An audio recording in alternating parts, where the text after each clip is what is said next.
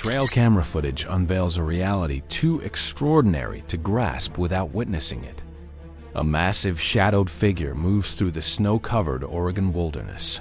Its steps heavy and purposeful, accompanied by a young boy in a striking blue parka. That parka is burned into my memory. It's the one my 8-year-old son, Derek, was wearing when he disappeared 5 years ago.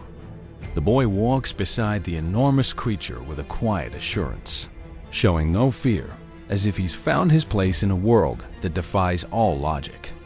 My name is Tom, and this is the account of that fateful December day in 1998, when my son vanished into the wild, and the relentless clues I've gathered since, proving he wasn't lost, wasn't taken by a human, and hasn't gone forever. Something the world calls Sasquatch has taken him, and I will never stop searching until I bring him home. It was December 5th, 1998. A crisp, clear morning, perfect for our annual Christmas tree hunt in the Fremont-Winema National Forest. The Oregon landscape stretched endlessly, cloaked in fresh snow that crunched beneath our boots as we ventured deeper into the untouched wilds. Derek, my lively 8-year-old, darted ahead through the knee-deep drifts, his excitement a bright spark in the cold air as he hunted for the perfect tree to adorn our living room. This trip was our cherished tradition, a father-son ritual forged since he could toddle beside me, a bond that meant everything to us both. Derek lived for the outdoors. When he wasn't exploring the woods behind our house, he was glued to wildlife shows, dreaming of the creatures he might encounter. His passion for nature earned him the nickname Trail Cub from our friends and family. That morning, he clutched his small axe with the pride of a seasoned woodsman, chattering endlessly about which ornaments would look best on the branches. His cheeks flushed pink from the chill, his eyes sparkled with the pure, unfiltered joy only a child can carry in the heart of the wild. The forest felt enchanted, ancient pines heavy with snow, crafting a pristine wonderland that seemed to promise magic. We had permission to cut 3 trees, so we pushed beyond the usual spots where families gathered, seeking the solitude of the deeper woods. 2 hours into our trek, Derek spotted something that changed our lives forever. Tracks in the snow, unlike anything I'd ever seen, massive and deep, twice the size of my own footprints, pressed hard into the frost as if carved by a giant. Each print stretched 18 inches long and 8 wide, with clear toe marks hinting at a weight and stride no human could match. The trail led into a dense thicket where the canopy choked out the afternoon light, and a primal dread gripped my gut. These weren't bear tracks, not elk, not anything known to these mountains. They belonged to something impossible, yet undeniably real, left mere hours before we arrived. Derek's eyes lit with curiosity, his young mind seeing the tracks as a puzzle to solve, not a warning to flee. Before I could stop him, he was following the trail, calling back that he needed to know where they led. I should have grabbed him, hauled him to the truck, and driven away without a second thought, but he was already 50 yards ahead, his small figure weaving through the trees with the fearless spirit of youth. My father, who joined us for the day, urged me to let him explore, saying kids need a bit of freedom. In moments, Derek was gone, swallowed by the ancient forest that suddenly felt like a predator lying in wait. We assumed he was just beyond the next grove, caught up in some marvel that had stolen his focus, as children do when the world ignites their imagination. We continued our search for trees, calling out occasionally to check on him. His voice floated back, bright and carefree, saying he was fine and had found something interesting. Then the reply stopped. The woods fell silent, save for the faint whisper of wind through snow-laden branches.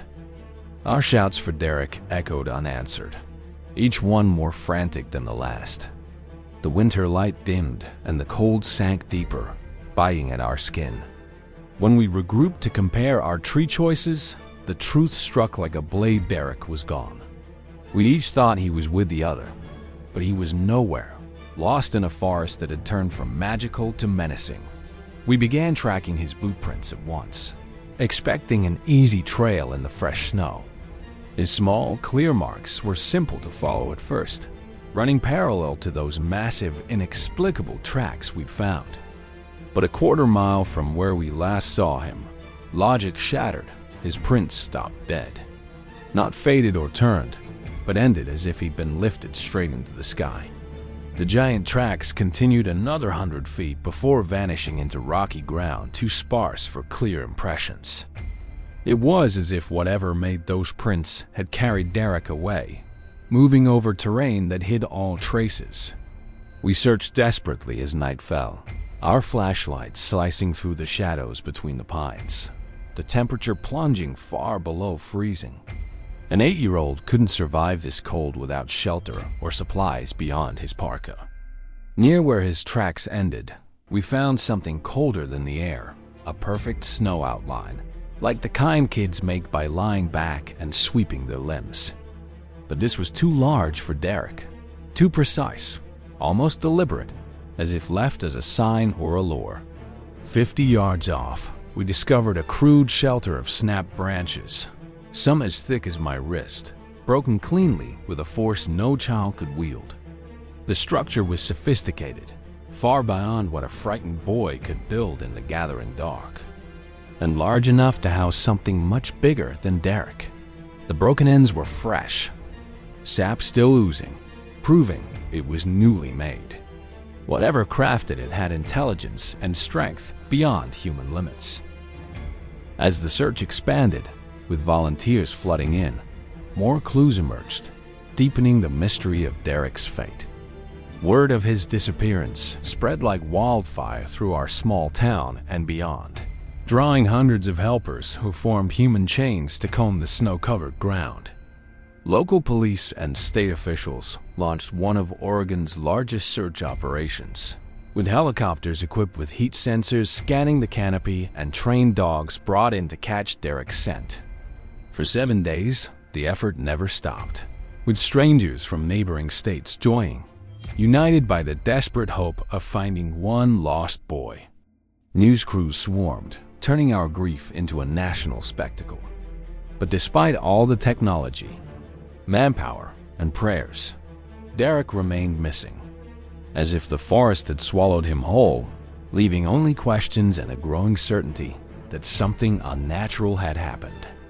The search dogs provided the first solid hint of something wrong. These were seasoned animals, trained to track in any terrain or weather, but at the spot where Derek's prints stopped, they acted unlike anything their handlers had seen.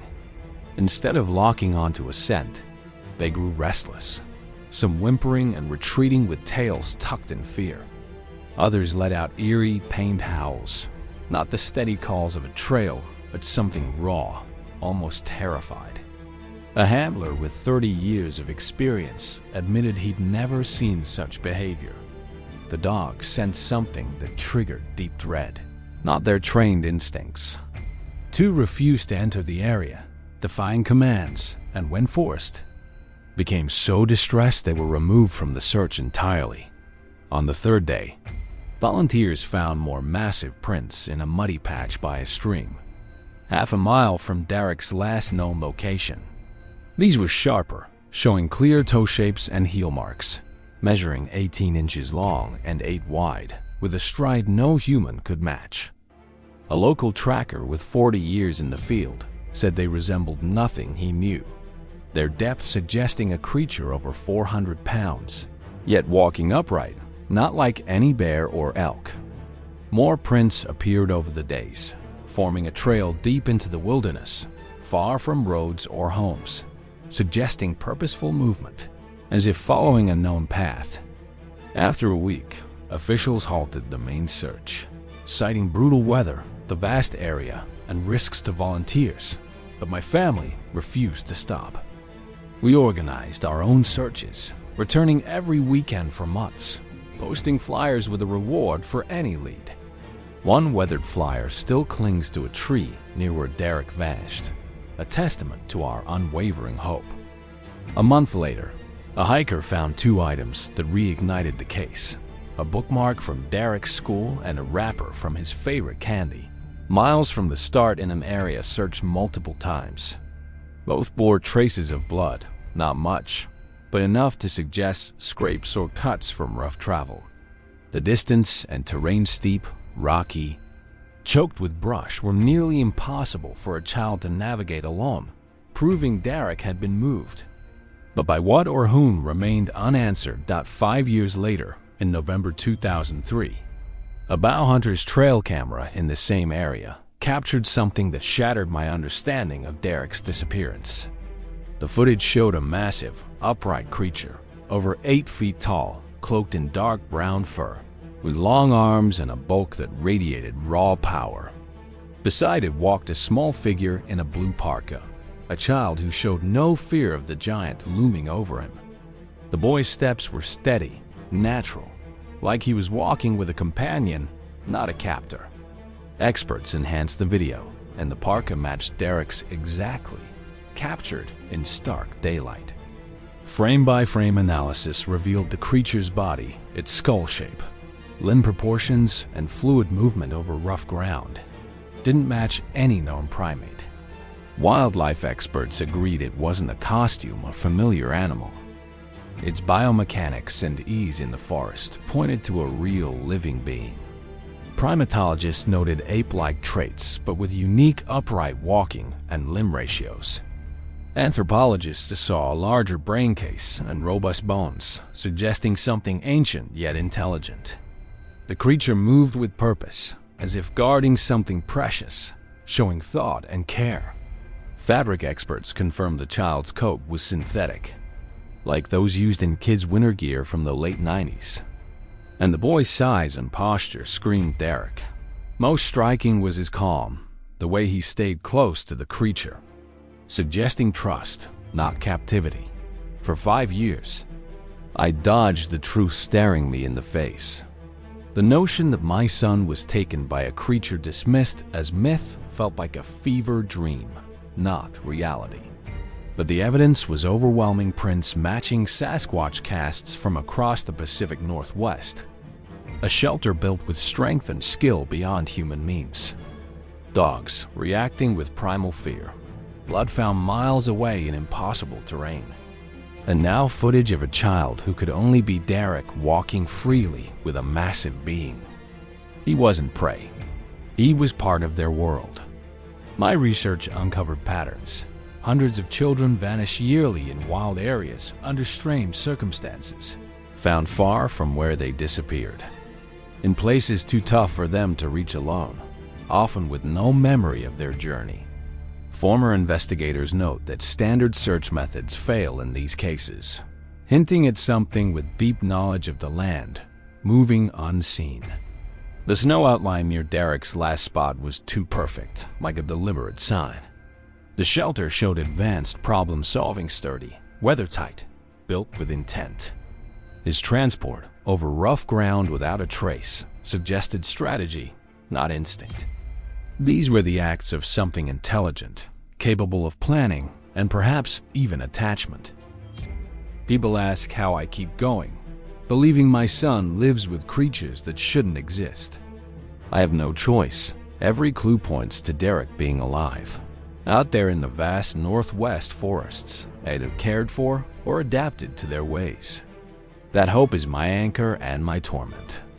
I picture him growing wild, maybe forgetting his old life, his name, his family.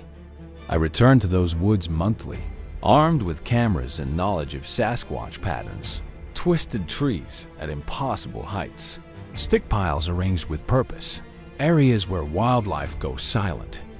My cameras catch shadows too big to be deer, fresh prints appearing overnight, structures showing clever design. 3 times, I've come close to them, a fleeting glimpse of a huge shape 50 yards off, moving bipedally. Fresh tracks near a camera, leading to dense woods with smaller prints nearby, maybe a teen's. And the feeling of being watched, strongest where Derek vanished, where the air feels thick, muffling sound. I built a cabin 3 miles from that spot, a simple shelter with one window facing the endless trees. Most nights, I sit there, coffee cold in my hands, scanning the dark. The silence is heavy, like the forest is waiting. Days, I follow trails, deer paths, creek beds, searching for any sign. Sometimes, I hear his laugh, that bright sound from our old life, but when I chase it, there's only wind and branches. Those moments break me, yet I keep going. Fresh tracks appear often. Massive, 18 inches by 8, with toes clear in the mud, always overnight, as if their maker moves in darkness. I've cast dozens, lining my cabin walls, each identical, proving one creature haunts these woods. Sometimes, they near my cabin, stopping at the clearing's edge, 50 yards from where I sleep, watching in the night. At night, I scan with a flashlight, catching shadows too large, too deliberate for animals. But they vanish when I focus the beam. Strange sounds come deep, guttural calls from multiple directions, like a group communicating just out of sight. The forest silence carries a weight, making my skin prickle even on warm days. I feel eyes on me, especially near Derek's spot, a sense of being studied by something smarter than I can grasp. Friends and family drifted away, unable to fathom my obsession. My ex-wife thinks I'm lost to madness, and maybe she's right. But stopping means giving up on Derek. I hike daily, deeper each time, marking trees, photographing oddities, collecting hairs or scraps for evidence. The forest is my world now. I know its trees, streams, and winds better than my old neighborhood. The forest has become my home, its rhythms my pulse. Every dawn, I wake to the same ritual, packing my bag with water, food, and camera gear, then heading out to explore deeper than the day before. I mark each trail with notches on trees, a map only I understand, tracking where I've been and where the signs lead. The woods are alive with clues if you know where to look. Broken branches too high for human hands. Stones placed in patterns too deliberate for chance. Patches of earth where the usual chatter of birds and squirrels falls silent. These are the markers of something ancient, something that watches from the shadows. My cameras, hidden among the pines, capture fleeting glimpses of the impossible dark shapes moving at dusk. Too large for bears, too upright for animals. One night, a camera caught a figure standing still, just at the edge of the frame, its eyes glinting briefly in the infrared before it melted into the trees. I've studied every inch of that footage, my heart pounding, wondering if Derek was nearby, just out of sight. The prints I find are always the same, 18 inches long, 8 wide, sunk deep with a weight that speaks of power. I've poured plaster into dozens, each cast a mirror of the last, lining my cabin like a gallery of obsession. Some nights, I wake to the sound of heavy steps outside, too rhythmic for wind or falling branches, stopping just beyond my clearing. I hold my breath, flashlight in hand, but when I step outside, the darkness yields nothing but silence. The locals in town stopped asking about my search years ago. They nod politely when they see me, their eyes heavy with pity or doubt. I don't blame them. How could they understand? My ex-wife calls sometimes, her voice tight with worry, begging me to come back to the life we once had. But that life ended the day Derek disappeared. The cabin is my reality now, its single window my window to the truth. I've learned the forest's moods, the way the air shifts before a storm, the way certain clearings feel heavier, as if the ground itself holds secrets. Near where Derek vanished, the atmosphere is thickest, like walking through water. Sound dulls there, and my calls for him seem to sink into the earth. I've spent entire days in that spot, combing the underbrush, studying every snapped twig, every disturbed stone. Once, I found a small, woven mat of grass and twigs, too intricate for nature's chaos, placed carefully at the base of a tree. It felt like a message, though from whom or what, I can't say. My heart wants to believe Derek made it, a sign he's still out there, still himself in some way. The search has cost me everything: my career, my savings, my ties to the world beyond these woods. But giving up isn't an option. Every piece of evidence, from the tracks to the footage, tells me Derek is alive, living in a world I can barely comprehend. I imagine him taller now, his boyish frame stretching into adolescence, learning the ways of the wild from creatures that have eluded humanity for centuries. Does he remember our old traditions, the way we'd string lights on the Christmas tree, his laughter filling the house? Does he know his father is still out here, refusing to let go? The pain of those questions drives me forward, through endless miles of forest. Through nights so dark, the stars feel like the only witnesses to my quest. I've read every account I can find of similar vanishings. Stories that echo Derek's children found miles from where they were lost, in places no child could reach, with no memory of how they got there. The pattern is undeniable, yet the world dismisses it as coincidence or folklore. I've spoken to trackers, rangers, even old-timers who spent their lives in these woods, and some whisper tales of shadows too tall, of sounds that don't belong. They don't mock me, but they don't join me either. This is my burden, my purpose. I've started leaving more than food, now small tokens of our past, like a carved wooden bird Derek loved, a notebook filled with sketches of our family, a scarf I wore on our last trip together. Some vanish, others remain untouched, but the ones that disappear are replaced with strange gifts, smooth river stones arranged in circles, feathers tied with vine, bits of bark etched with patterns I can't decipher. It's as if something is responding, acknowledging my presence without revealing itself. I tell myself these are signs from Derek, that he's seen my offerings and remembers, even if only in fragments. I talk to him in my mind as I walk, telling him about the life he left behind, the love that still burns for him. The forest listens, but it doesn't answer. Yet I feel it watching, always watching. The creatures out there know I'm here, know I won't stop. Sometimes I hear their calls low, resonant growls that seem to vibrate through the trees, coming from all directions at once. They're not threats, but conversations I can't understand, a language older than mine. I've learned to move quietly, to blend with the forest's rhythm, hoping one day they'll let me closer, let me see him. The nights are hardest. I sit by my cabin window, the world beyond reduced to a sea of black pierced by the occasional glint of moonlight on snow. My flashlight is always ready, but it rarely catches more than the flicker of an owl or the rustle of a deer. Yet some nights, the darkness feels alive, heavy with intent. I've seen shapes move too tall, too deliberate to be animals, slipping just beyond my beam's reach. Once, I found a fresh print right at my doorstep, pressed deep into the frost, as if something stood there while I slept. My heart raced with equal parts, fear and hope, fear of what it might mean, hope that Derek was near. I've rigged more cameras now, their lenses trained on every approach to my cabin, but they only capture fragments, blurred forms, eyes glowing briefly, then gone. The forest guards its secrets fiercely, but I'm learning its ways, piece by piece. I know the paths where the air feels charged, the clearings where no birds sing, the streams where prints appear most often. I've mapped every anomaly, every sign that something intelligent moves through these woods.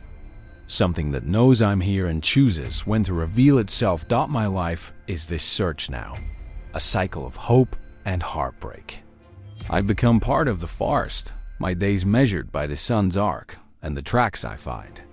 I've learned to read the wind, to feel the shift in pressure when something large is near. The creatures I seek are masters of evasion, but they're not flawless. They leave traces: bent saplings, stones moved overnight, faint trails through underbrush too subtle for most to notice. Each discovery fuels me, keeps the fire of belief alive. Derek is out there, I tell myself, maybe watching me as I watch for him. Maybe he's learned their ways, become one of them, but he's still my son. I'll never stop, Not until I see him, not until I know he's safe. The world can call me mad, can say I'm chasing ghosts, but the evidence doesn't lie. The prints, the footage, the shelters, the tokens, they all point to a truth too vast for most to accept. Something lives in these woods. Something that took my boy, not out of malice, but for reasons I may never understand. Every step I take is for Derek. Every night spent staring into the dark, a testament to the love that drives me. The forest is vast, its secrets buried deep. I have learned to navigate its shadows, to listen to its silences.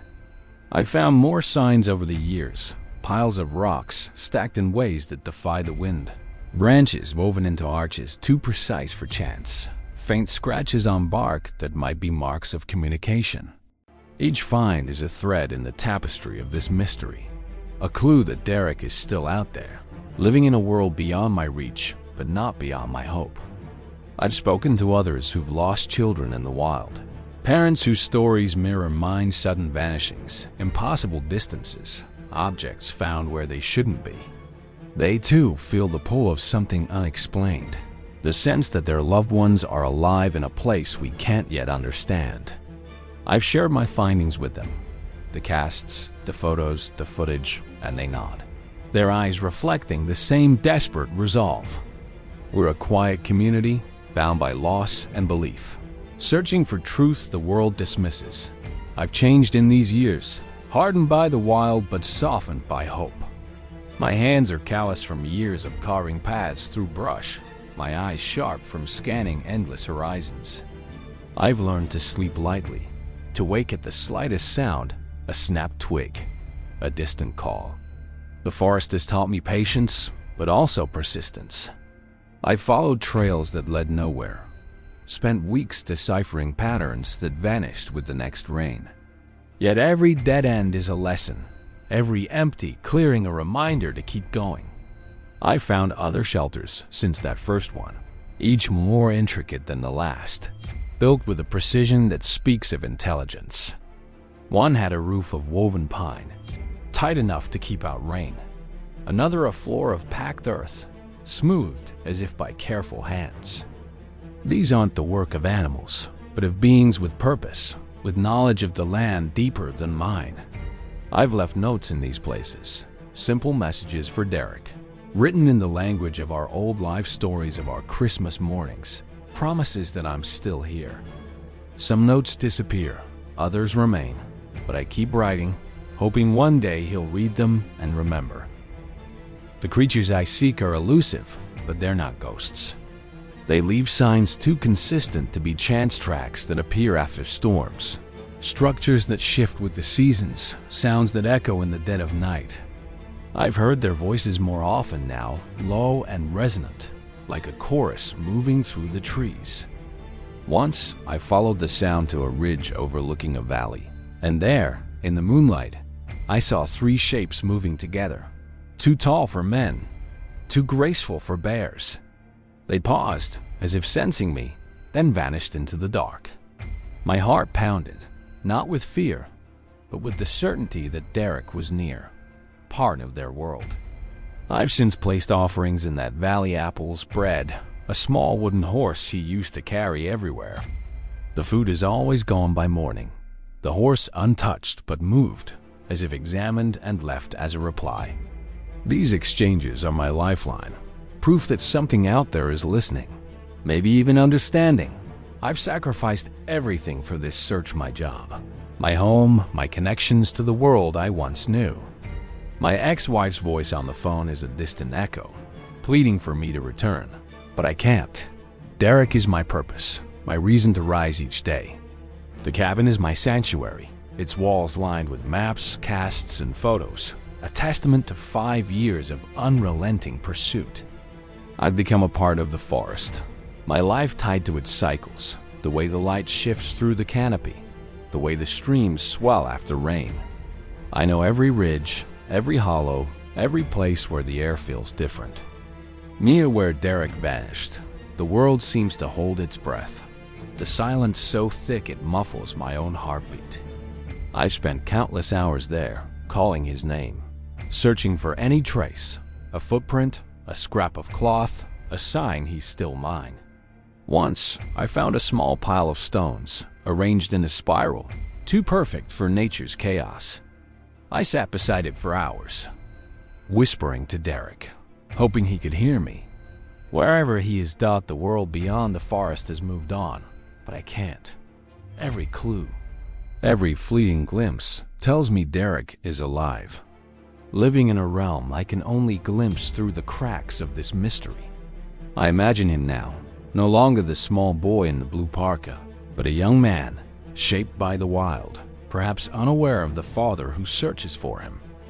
Does he dream of our old life, of the games we played, the stories we shared? Or has the forest claimed his memories, weaving him into its own ancient tale? I'll never know unless I find him, and so I keep going, through rain and cold, through doubt and exhaustion. The forest is vast, its secrets deeper than I can fathom, but I've learned its language, the creak of trees, the shift of shadows, the rhythm of life that hums beneath the surface. I found more signs: twisted vines forming arches, sticks laid in patterns that seem to point deeper into the wild. Each is a breadcrumb, leading me closer to the truth. I've made a vow, one I'll keep until my last breath. I'll search these woods, follow every track, chase every shadow until I see Derek again. I don't care if he's changed, if he's forgotten me, if he's become something I can't understand. He's my son, and no forest, no creature, no mystery can break that bond. I leave my offerings, food, photos, tokens of our past, and I wait, watching the darkness for a sign. Some nights, I feel him closer than ever, as if he's just beyond the next tree, watching me as I watch for him. I speak to him in the quiet, telling him I love him, that I'll never stop. The forest holds its secrets, but it can't hold my love. Derek, if you're out there, know your father is still here, still searching, still believing. I'll find you, no matter how long it takes, no matter what truths I uncover. A father's love is stronger than fear, stronger than doubt, stronger than the shadows that hide you. I'll keep walking, keep watching, keep calling your name until we're together again.